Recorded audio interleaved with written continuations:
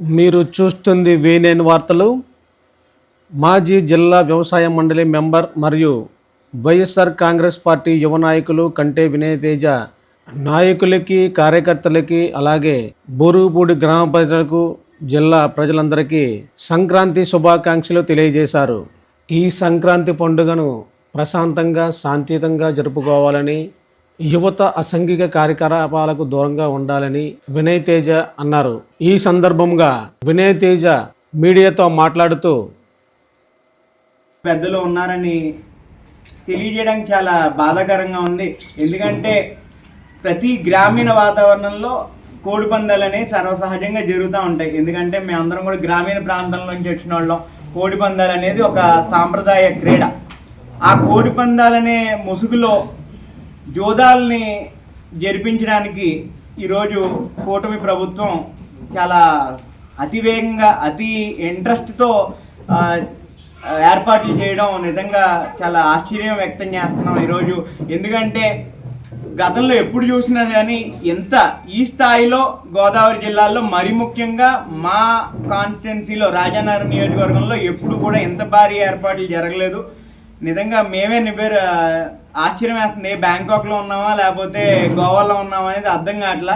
ఈరోజు 3 మండలాల్లో కూటమి వస్తే ముగ్గురు పనిచేస్తామని చెప్పి 3 పార్టీలు ఎలా అయితే అన్నారో, ఈరోజు ముగ్గురు ఇన్ఛార్జీలు కూడా 3 మండలాలని 3 బర్లు లేకపోతే 3 క్యాసినోల కింద పంచుకున్నారు ఈరోజు రాజానగరం నియోజకవర్గంలో. అటు నుంచి మొదలు పెడితే సీతానగరం మండలం చిన్నకొండేపూడిలో గోదావరి క్యాసినో అని చెప్పి వాళ్ళ కాళ్ళే నామకరణం చేసుకుని ఈరోజు ఒక భారీ స్థాయి పేకాట శిబిరాన్ని అక్కడ ఏర్పాటు చేస్తూ ఉన్నారు. సీతానగరం గోదావరి పరివాహక ప్రాంతంలో ఎప్పుడూ కూడా ఈ విధమైన సంస్కృతి లేదు. టీడీపీకి చెందిన ఒక నాయకుడు ఆధ్వర్యంలో సీతానగరం మండలం చిన్నకొండేపూడిలో ఈరోజు క్యాసినో రన్ చేయడం అంటే, అసలు గోదావరి జిల్లాలో ఎప్పుడైనా క్యాసినోలు విన్నామా? దానికి ఎందుకు ఏర్పాట్లు జరుగుతుంది? ఆ యొక్క శిబిరాన్ని ఏర్పాటు చేసే ప్రదేశాన్ని పంచాయతీ అధికారులు శుభ్రాలు చేయడం, పంచాయతీ స్టాఫ్తో ఆ క్లీనింగ్ ఏర్పాట్లు చేయడం అంటే నిజంగా గవర్నమెంట్ అఫీషియల్గా దీన్ని ఏమన్నా నిర్వహిస్తుందా అనేది మాకు అర్థం కావట్లా. ఈరోజు కోడి పందాలు లేదా కోరుకొండ మండలానికి వస్తే జనసేన పార్టీకి చెందినటువంటి సీనియర్ నాయకులు లేదా పోరాట యోధులు లేదా బావా బామ్మదులు అని చెప్పుకునే వాళ్ళందరూ ఈరోజు ఇక డైరెక్ట్గా సూట్ కేసులు అందుకుని కోరుకొండ మండలంలో శిబిరాలు రన్ చేస్తానికి సిద్ధమైపోతూ ఉన్నారు.